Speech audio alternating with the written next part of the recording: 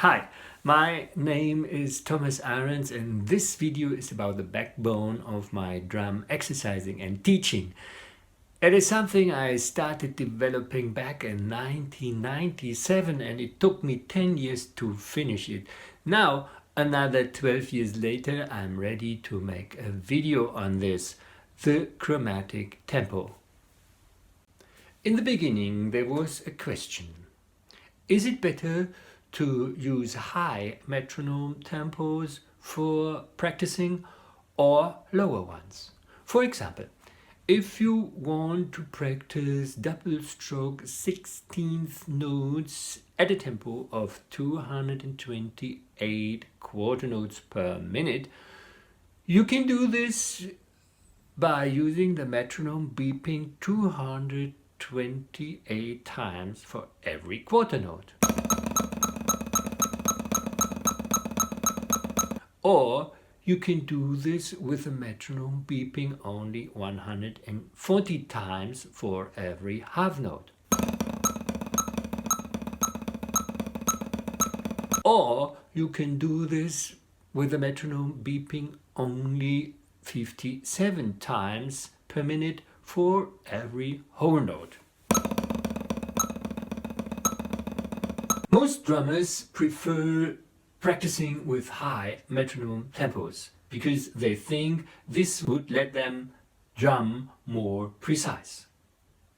But this method has two disadvantages. First, you can get nervous by hearing the fast beeping of the metronome. Second, you can't afford to be slightly out of sync because then you lose sync completely. Because the metronome beeps are so close together, you can't correct even a small deviation from the beat. You lose to a flow and you have to start over again. Though, in the example I mentioned before, I would prefer the double stroke roll with 16th notes with the metronome beeping 57 times per minute for every whole note. In fact, most of the time when I'm practicing with metronome, I use the metronome between 30 and 60 beats per minute. Even if I practice very high tempos, I cut those tempos again and again into two so that it fits into this tempo range. Here's an example. I practice a beat of 360 beats per minute, a jazz beat. I practice it to a metronome beeping 45 times a minute, one beat for every 2 bars. So the metronome shows double whole notes.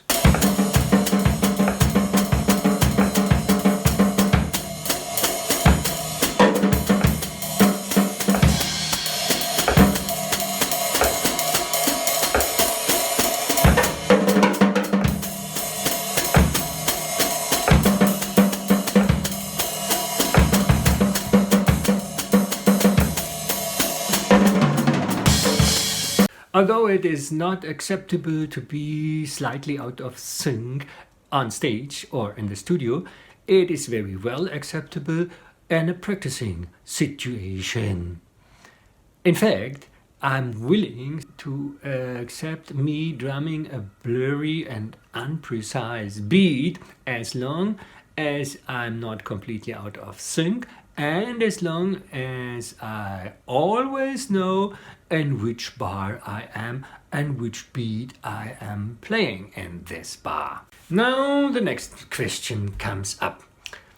If I master a certain rudiment or a certain lick in a certain tempo, let's say 180 BPM, which is the same like 45 BPM for the whole note, what is the tempo I should try next in order to get faster?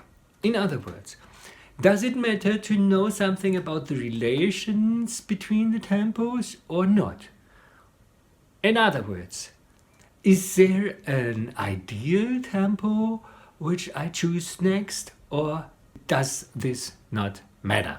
This question arises during my practicing in 1997, and I started to divide the tempo range between 30 and 60 into 6 parts arbitrarily. I choose the numbers of 30, 35, 40, 45, 50, 55, and then 60, which is again 30.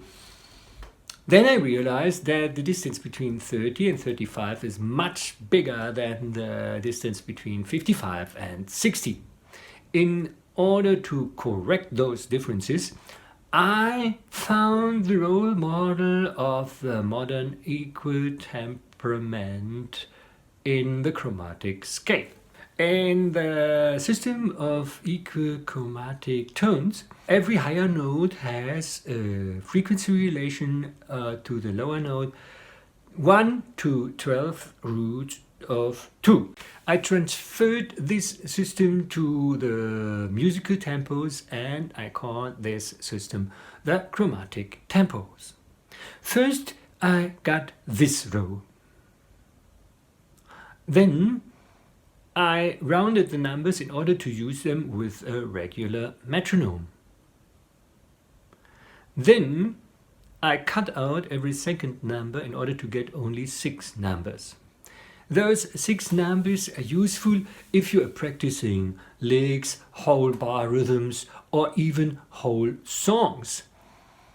But if you're practicing small rudiments, or if you are practicing the rim of your technical abilities, you should go on and use all 12 numbers. You should step forward in smaller steps. Now the next question, why 12 tempos? Why not 8 or 13 or some other number? The answer to this is very mathematical and has to do with the aspiration of every natural thing to be as simple as possible.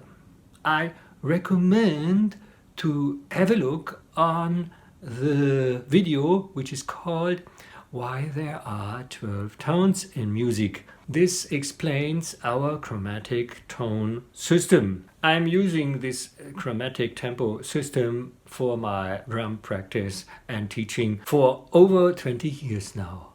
But not only for this, I also use it for practicing piano playing, set singing, or playing phrases into my sequencer while I'm composing.